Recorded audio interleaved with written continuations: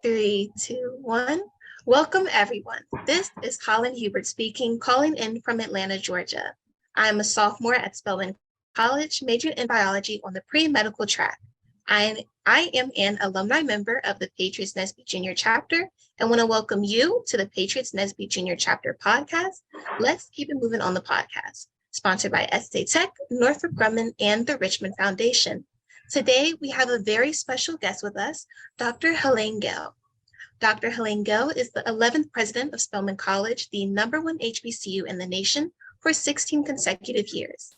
Dr. Helene Gayle has held many positions in her career, including being the CEO for the Chicago Community Trust and president and CEO of CARE, an international organization that works to fight poverty in over 100 companies.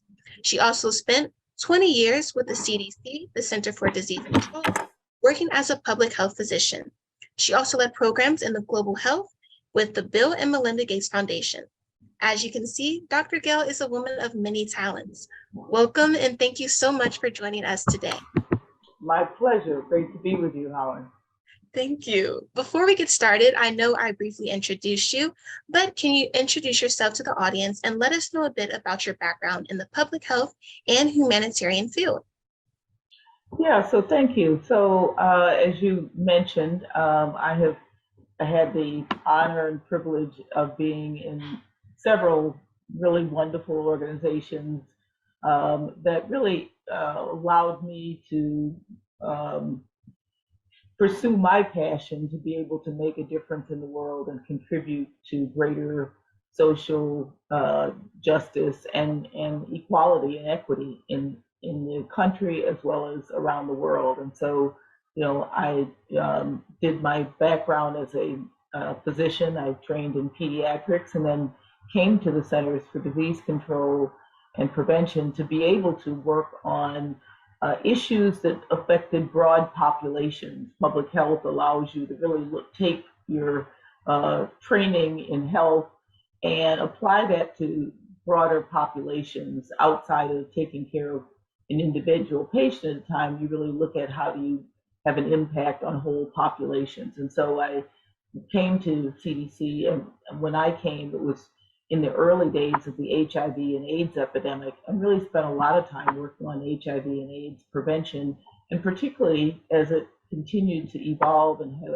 a greater impact on communities of color, really focused a lot on how do we make sure that communities of color had access to treatment, had access to prevention methods, and that communities were really engaged in how to bring down the rates and transmission of HIV and AIDS.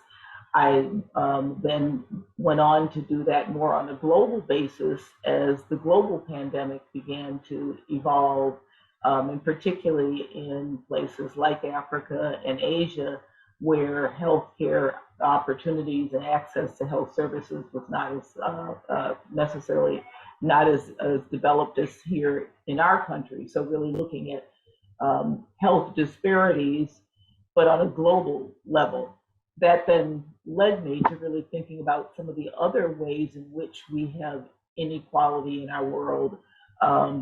Great parts of our world are still incredibly poor. And so the issue of global poverty, which also impacts our health. We know that health is partly impacted by medicine and access to health care, but a lot of why some people have more disease and have worse health outcomes has to do with the broader societal issues and economic issues, whether one is poor, whether you have access to safe water, whether you have access to good nutrition, the ability to exercise, get a good education. All of those things that we call the social determinants of health are kind of where I then migrated after doing the work that I had done in public health. And so at CARE, working on alleviating extreme poverty in poor countries around the world, to then my work in the Chicago area at the Chicago Community Trust, where we worked on closing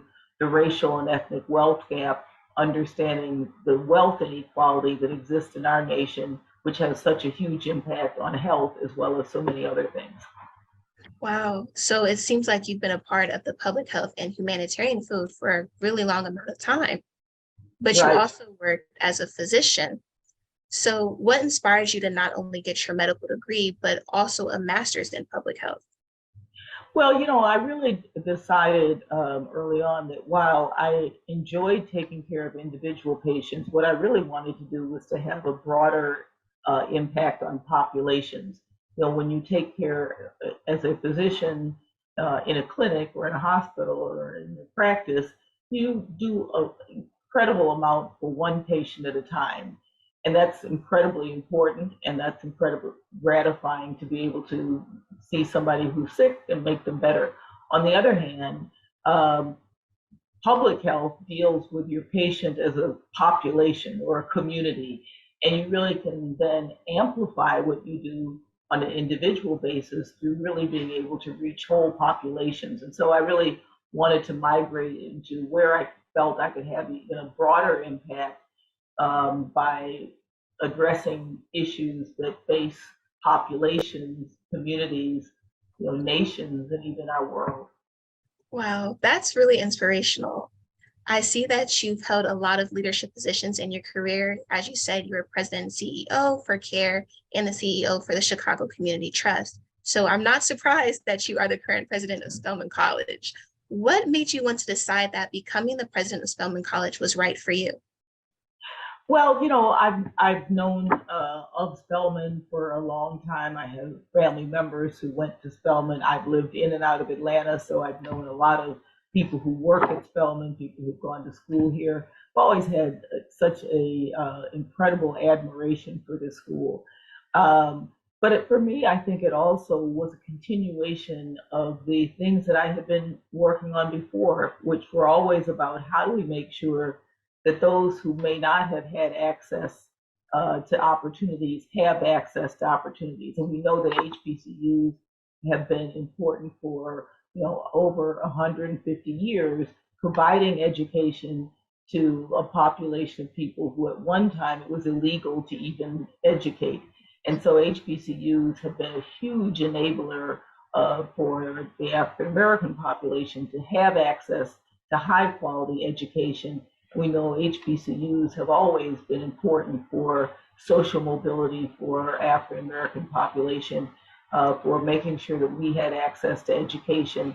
And so for me, I felt this was one more way in which I could do what I'm most passionate about, which is to continue to work for greater equity and social justice. And for me, having had a long career, this is my chance to give back to the next generation. I want to be part of making sure that we continue as Black women to be change makers, to be leaders. And so this is an opportunity for me to hopefully help to foster the next generation of change makers. Well, thank you so much for that. It really is a privilege to have you as the president. Thank you. Of course. And so lots of times we like to thank our childhood or key figures in our early life for getting us to where we are today. Do you think there was any situation from your childhood or key figures in your early life that inspired you to be here? Well, I had two parents who really fostered in us. First of all, wanted to make sure that we all got a good education, felt that education was so critical to, life success, but that not only did we achieve academically, but that we used that academic attainment to give back and make a contribution to our society. So that was something that was really deeply part of my upbringing and, what my parents instilled in all of us.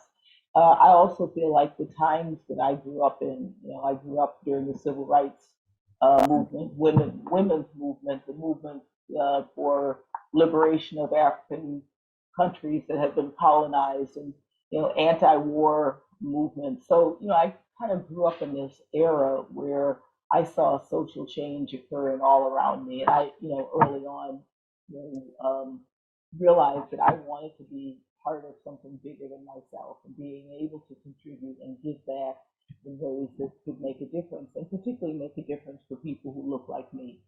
Yes, completely agree. And I'm sure many of us are curious, but as the president, what does a day in your life look like? Well, a day in my life looks like a lot of meetings, a lot of emails, a lot of telephone calls, but I also, have the opportunity to engage with students. I have student hours where students can come in, anyone can can sign up and come and talk to me about whatever. I spend time with our faculty. I try to do a lot of things. I live here on campus, and I like to use our home as a way of bringing people together and helping to form community of people here on the Spelman campus. So, my day can be very on any given day, it can be very varied. Meeting with students, meeting with faculty, meeting with alumni, staff, and a lot of outside visitors and a lot of donors, because we're able to do what we do because of the generosity of people who also believe in Spelman and Spelman's mission. So I spend a lot of time with all of those different constituents that are so important to the Spelman family. Wow, it sure seems like you are very busy. My final question for you today is My first thing that I start my day out though is I exercise. That's always important. That is so important. So my final question for you today is about advice. I myself am inspired by all that you have accomplished and the several positions that you have held. What advice would you give the younger generation who may want to be in your shoes one day? Well, I think, first of all, discover what your passion is. Decide, figure out what really makes you have that fire in the belly, makes you really have that sense of commitment and passion and dedication, and do that. Because I think so often, young people feel they have to take some particular path, but really, if you decide what you're most passionate about, the rest of it, kind of carries along. But I think along with that is making sure that you are taking the time to drink in all that you can from this experience and really learn widely, take a variety of different courses so that you really are getting the most out of this experience and really putting yourself into that, because preparation is an important part of being successful.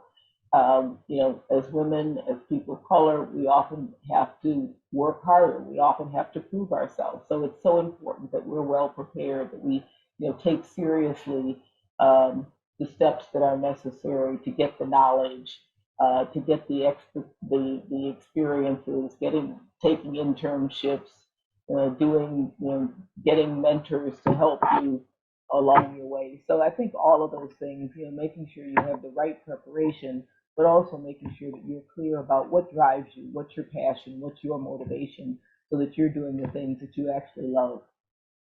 Well, thank you. That was such great advice. And I, as well as my listeners, will definitely be putting that to use. And I just want to say thank you again for joining me on the podcast. It was great having you here as well. All right. My pleasure. Thanks so much. Of course. And I hope you all enjoyed that interview. For our listeners, I want to thank every one of you for jumping on the Let's Keep It Moving on the podcast. I must also thank SA Tech, Northrop Grumman, and the Richmond Foundation. If you would like to hear this podcast or share it with your friends, please go to Patriots/Nesby Junior Chapter website at www.patriots-ttc.org. Please send us an email at podcast@patriots-ttc.org and let us know what you think about our show. Until our next show, let's keep it moving on the podcast. This is Holland signing off.